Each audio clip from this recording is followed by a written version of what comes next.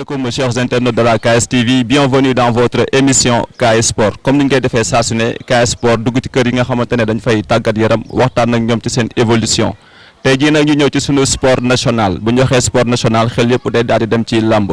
ma am nag benn invité de marque invité boo xamante ne ku ko xamul ci làmb ji dégg nga ko dama ko présenté dama koy bàyyi mu présenté boppam Pakala Junior ñu ngi lay nuyu. Gaynde maa ngi lay fay waaw di julliwaat ci yonent bi santaat suñu borom xam nga di sant samay ñaari waajur di gërëm waa Laaru Set xam nga di gërëm ñi may àndal ñëpp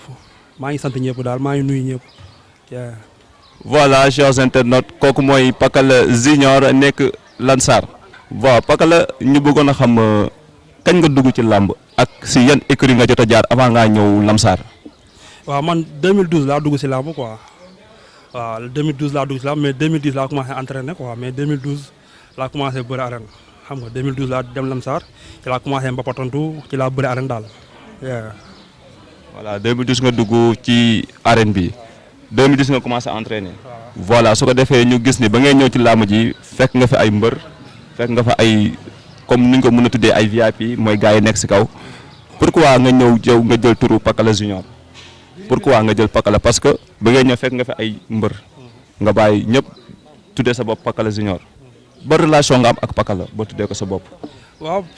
mën naa ne Pakala moom tur bu ma neex la woon quoi d'ailleurs sax dañu ma ko tuddee ma ko sama bopp waaw mën naa ne ki ma ko tuddee mu ngi ci biir jotaay bi fii toog mais ba ma nekkoon xale daal ma bëgg ko faawoon ko trop xam nga ay mbiram neexoon ma nag léegi nag bu ma demee nag ma commencé bëre après ma dem ci làmb ñu ne ma yow nooy tudd xaw ma man kan laa war a tuddee sama bopp léegi sama gaan bi toog rajaxe moom wax tuddal Pakala aba ci laa jël Pakala bi nag làmb jooju sax dama cee sori ci la tur bi commencé siiw nag ñu naan ma Pakala waaw mais mbëri ma fekk mbëri na waaw mais Pakala man daf ma neexoon parce que bëre bi assuré ba mu doon bëre ci mbapati jamono yooyu ma ngi sol gars yi naax di sànni di braque affaire yooyu noonu ma gis ko nag mu neex ma trop mu tuddee ko sama bopp mais bu ma ko tuddee sama bopp ba léegi jigéen wu ma quoi te éviti moom it maa ngi koy ñaanal ndax barki démb maa ngi gis émission bu muy def si télé bi xam nga mu ngi wax si man lu rafet man tamit maa ngi koy bëggee di ko ñaanal carrière xam nga carrière jàmm quoi. voilà loolu leer na nañu mais Pakala ñu bëggoon xam lan moo la dugal ci làmb ba xam xaalis làmb lañ la ngente comme ni ko Balla Gaye di waxee wala da nga gis ni làmb ji am na ay millions nga ni xaar ma dugg ci wala da nga màgg bëgg làmb dugg ci. non man làmb moom aw ma papa mbër aw ma yaayu mbër làmb moom yàlla ma ci xiir rek parce que damaa nekk si koñ bi ne di gis samay morom yi di bëre rek xam nga da sama morom yi ñu dañ doon entraînement di bëre te man daaw ma entraînement te buñ mosaan bëre suñu biir dama leen daan jàpp di leen daan loolu moo ma inspiré ma dugg ci làmb mais aw ma du xaalis bi du dara bu ma ciy dugg xalaatu woon naa ci am 100 francs plaisir moom ci dugaloon rek mais da ngay dem ba ci biir nit bu boo ciy dugg waaw doo ko xam mais da ngay dem ba ci biir rek xam nga yàlla ubbi la ay wërsëg ba koy gis mais yàlla xam na ni du 100 francs bu mu ci doon séentu plaisir moom ci dugaloon rek waaw. waaw pour le simple plaisir moo la dugaloon ci làmb léegi ñu gis ni Pakala gis nañu booba léegi amoo combat def nga fi année blanche te loolu c'est anormal ci mbër bu toll ni yow parce que gis nañ ni am nga ay adversaire potentiel yi nga xamante ne war nga mën a bëre ak ñoom ñu ngi ci làmb ji. nu mu demee noonu la moo tax Pakala mënul am combat bay def année blanche gars yi ñooy def sa avance wala yow gars yi lay proposé moo la arrangé wul wala nu mu demee noonu. non man moom sama ñaaxam combat nekkul si man parce que man chaque jour maa ngi def lépp lu mbër war a def chaque jour bis bu yàlla sàkk c'est la yàlla man naan mu jógee voyage ba léegi chaque jour amul benn bis moo toog te entraîné wu ma mais mbër yi ñooy seral. gars yi ñooy def sa avance quoi gars yi ñooy ruux. mbër yi ñooy seral yàlla xam na loolu mais man suba bu ñu ma joxoon combat pare naa pour bëre ko mais xam nga man tamit mbër laa mi mun maa tëggal sama bopp entraînement laa mooy def toog bàyyi sama manager mu def liggéeyam quoi mais yàlla xam na ni toujours maa ngi ci liggéey bi. kon mën nañoo wax ni sa ñàkk bëre peut-être si promoteur la wala. non mën na ma yéene si promoteur parce que man promoteur yi ñu ngi ma doon contact mais ñu ngi ma doon wax ay mbër yoo xam te ne nii mën naa ne sama ginnaaw laa leen bàyyi woon bi may ñëw rek mas am na ku ma doon wax ci mbër mais kooku mën naa ne samay booy ñooy bëre ak ñoom quoi mais arrangé wu ma quoi parce que man tamit maa sonn ci tournée sama lamb sa looloo ko tardé tournée di wan mbër ginnaaw pare di ko jëlaat loolu moom tax la quoi moo tax léegi dama bëgg ñu jox ma si gars yi nga xam ne samay morom lan ñoo tolloo gabari ñoo tolloo doole ñu jox ma ñooñu mu bëreek ñoom. mais est-ce que nekkul Pakala Junior dafa am mbër boo xamante ne dafa nekk ci kanamam koo xam ne rêvé na bëre ak moom comme ni ko yenn mbëri di defee ku ci mel ni Ama Baldé boo ko laajee koo bëgg a bëre mun la moom Modou Lo ba combat bi bon ñu ngi naan taxaw na am taxawul ku ci mel ni Siteu boo ko waxee mun la Ama Baldé la bëgg a bëreel léegi est-ce que Pakala amul mbër boo xamante ne dafa nekk ci kanamam te bëgg na bëre ak moom rêve na bëre ak moom tamit. man lamb bàyyi moo fi kenn lamb ñëpp laa bëgg a bëreel man suba bu ñu ma joxoon Balla Gaye wala Modou Lo maa ngi koy nuyu sama gars yi sama tey rek ñoo nekkoon yàlla xam na loolu maa ngi koy nuyu bu baax mais bàyyi moo fi kenn lamb bàyyi ma fi kenn ku ma fi jox te bokkuñu jàmm gën gi par naa pour man maa ngi def samay preuve chaque jour damay def samay preuve nit ñi di ko gis mais comme li ma la wax sànq rek man mënu nekkuma promoteur mbër kese laa li ma essentiellement samay supporter ku ma si gis dina xam ne kii fooyewul boppam te mu ngi entraîné xam nga li ma la wax loolu moo ci am importance mais bu dee wàllum mbër moom dañ koy bàyyi ak yàlla rek ku ma yàlla boole ma xam ne kooku la waaw mais par exemple bu bëri mbër yëpp bàyyi ma fi Balla Gaye de bu ñëwoon tey mu bëri ak moom te ëpp ñu ma doole ëpp ñu ma dara mais lamb moom loo ci garab la quoi ci kaw lay fekkante waaw ñu ngi ñaan yàlla nag ñoom nag ay champion lañ quoi jox nañ leen respect fi ñu egg ñu àgg fu ko raw mais dama laa jox exemple ci Balla Gaye 2 rek mais ñun bàyyiwuñ fi kenn. voilà chers internautes de la KS TV ba tey ñu ngi seen émission KS Sport daloo leen fi ndaanaan bu mag a mag ndaanaan bi nga xamante ne làmb ji ku ko xamul dégg nga ko muy Pakala Junior mu doon mbër bi nga xamante ne def na ay preuve am ci làmb ji ba amul benn mbër bi nga xamante ne bañ na ko pour bëre ak moom Pakala ñu bëggoon nga wax ñu si sa palmarès ñaata combat nga am ñaata victoire ak ñaata défaite. man def naa 8 xaw ma 6 7 8 def naa 9 combats 6 victoires 3 défaites laa def. 2012 laa commencé bëre 2 ans laa def année balance ak année bii ren feebar bi moo tax quoi mais waroon nañoo am combat mais def naa 2 ans yoo xam ne nii bëreewu ma mais def naa 9 combats 6 victoires 3 défaites waaw ñi ma mujjee daan Ndiaga Doole laa mujjee daan Jegaan waaw ak yeneen mbër quoi. nga dóor mu kaaw. waaw ñoom laa dóor ñu daanu te des na yeneen mbër tamit ñu war a jël seen wàll mais mbër yi si kaw nag ñu jël samay avance mais parce que man ñi war a jël sama combat dafa bëri waaw mais mbër yi xam nga rek koo ci wax Pakala Junior mais xam nga mbër ba mu mënee bëre mën a xeex mbër duñ sawar ci yow te man damay def samay preuve si mbafat ñu koy gis. ça veut dire que mbëri dañ lay sóoraale quoi dañ lay ragalee xel. complet ci lépp man amul benn mbër bu may ñëwee ci bëre bi dee wàllum bëre rek fi ma ko tarbiyoo macha allah lamsa damaa ñëw ñu def si man bëre bu mat sëkk ñëwuma ci kenn xeex bi tamit dafa mat sëkk yaa ngi dégg mais mbëri buñ gisee nga complet nii nga yor doole mën a bëre mën a xeex duñ sawar quoi mais moo tax ma wàcc si mbapat yi di prouver di roñe pour bañ a xam nga am benn temps xam ne da nga koy toog gars yi di la fàtte quoi loolu moo tax mi wàcc si mbapat yi di bëre mais xam naa déwén daal làmb ji di gën a neex waaw ñu ngi waaj nag pour prochaine saison ñu ñaan yàlla corona bi jeex fi ak jàmm xam nga ku si nekk nga nekkaat activité yi nga nekkoon. voilà Pakala ñu bëggoon xam parmi ci say victoire yi nga jot a am ban victoire moo la ci gën a neex ak ci say défaite ban défaite moo la gën a marqué. non man moom su ma la waxee dëgg rek man amagu ma victoire bu ma neex wax dëgg yàlla parce que il fallait que ma àgg fi gars yi àgg yàlla xam na loolu mais man instant dafa man mën naa ne su ma maaree ko mooy sama premier combat. mais instant bi dama doon ñamal gars yi nii rek dafa guma fi dara nag mais sama prochain combat mooy sama premier combat mais man dafa guma dara ci lam ndax xale bu ndaw laa. mais sa victoire yi nga jot a am au moins am na si benn boo xamante ne ba nga ko amee am na loo yëg si yow quoi kontaan nga yenn kontaan yi nga xamante ne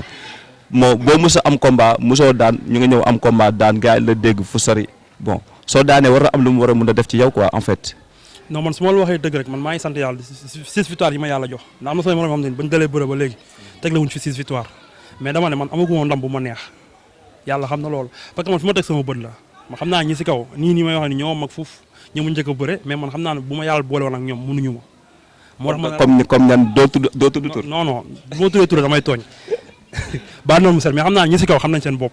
buñ ma boole woon ak ñoom dinañ gis lu garaaw moo tax ma ne man amaguma du ma amoon lu ma neex léegi nii kon nit ñi dinañ ma xeeb mais man amaguma victoire bu ma neex waaw nañ yàlla may fu wér ak tal rek parce que làmb ci démarré waat ñu xool. voilà mais ci sa défaite yi ban moo la ci gën a naqari quoi en fait. sama défaite yëpp ma naqari défaite yëpp ñoo ma naqari parce que su ma sañoon man défaite heure bi waruma ko woon jël sama carrière mais làmb dafa tëradi quoi te làmb looy gën a dem rek xam nga ngay gis loo xam te ne xamoo ko woon quoi mais heure bii nii sax waruñu ma woon compter samay défaite parce que man boo xoolee ñi ma daan ñii ñëpp ñu ko tegoon si yoon rek waru mu cee taxaw ak kenn yaa ngi dégg moo tax ma ne défaite yëpp ma naqari voilà loolu leer na ñi léegi ñu bëggoon xam Pakala est-ce que Pakala am na métier parce que bëri na fi mbër yi nga xamante ne bon ñoom ci làmb ji rek lañ basé wu quoi ñoom amuñu métier à part làmb duñ def dara dañuy toog rek di xool ba keroog ñuy am combat ñuy soog a mun a amaat xaalis est-ce que Pakala am na métier. man waaw am naa métier kay man menuisier bois la am naa métier man maanaam man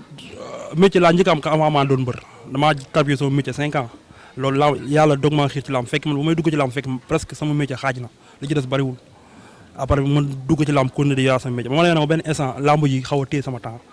laa xaw a off métier bi nii tuuti mais ba léegi am na lu ñu ci yàlla may quoi te ñun tamit tooguñu tamit basé wu ci làmb rek ñun même bu ñu amul combat tamit duñu sommé ci làmb ñu ngi dem ci àll bi ñu ngi reyante ñu ngi gaye foofu suñu live quoi yaa ngi dégg demuñ duñ fëgg fenn di xam nga di ñaan et xam nga li ma la lépp lu ñu am rek ñu ngi koy ñafee suñu bopp loolu côté boobu moom ñu ngi ci sant yàlla quoi. léegi lan ngay conseiller sa moroomu mbër yi nga xamante ne ñu ngi ci làmb ji te amuñu métier parce que bëri na ci mbër yoo xamante ne amuñu métier quoi ñoom làmb ji rek te mara day taali corona bi ma fi ñëwee ba léegi bon gis nañu 5 mois mi ngi nii dara amul làmb amul bu fekkoon amoo métier te mbër nu mu mel dundam macha allah dafa cher ndax entraînement yi dafa métti da ngay lekk bu baax di naan lu baax voilà léegi bu fekkee yow amoo métier tu vois làmb amul amoo xaalis nan ngay def ba dund nan nga def ba mën a satisfaire sa bopp ci entraînement yi ngay entraîner moo tax ma bëgg nga conseiller sa yenn moroomu mbër yi nga xamante ne amuñu métier ñu dem xool lu ñu def. non làmb moom ku ne xam ne comme ni suñu père Mass Mbargane di wax rek làmb ku ne xam ne du métier teglaay la quoi sport sax laay wax du métier teglaay maanaam da nga am métier ba pare nga jël sport bi teg boo demee ba sa sport fay la nga bàyyi métier bu la sport bi fayut nga continuer sa métier waaw loolu moom suñu manager loolu lañ jàngal mais métti na quoi tey jii nii ku amul métier nga yaakaar lu dul làmb feebar bi ñëw def fi 6 mois war a jëm ak ñun kenn xamu ko xam nga bu amul ngor dëgg xam nga mën nga def loo xam te ni neexul suñu borom quoi mais nag damay conseillé sama mbëri tamit képp ku ci amul métier tamit nga téegi sa ngor rek dina métti ñëpp nag mais ngor ak dignité moo téye ñëpp xam nga ku ci mën a am tamit loo defi ji nga dem defi ji ko su làmb amee nga bëre ko su amul nga dem nekkaat say activité loolu daal laa leen conseil quoi parce que làmb du métier parce que carrière bi gàtt na te ndog-ndog yi bari na tamit te nekkul chaque jour tamit ngay mën a bëre quoi gis nga làmb ji mu saturé promoteur yi dëgg doyul journée yi sax mën naa ne mbëri ñoo ko ëpp xam nga li ma la parce que 9 mois la ñuy bëre te mbëri ñoo ëpp 9 mois ñëpp mënu ñoo bëre ci at bi léegi nag na mbëri dem uti ji leneen duñ defi ji suñu amee combat ñu dem bëre ko suñ ko amul nag ñu nekkaat seen i bagage quoi loolu daal laa leen conseil daal si xaat bu gàtt.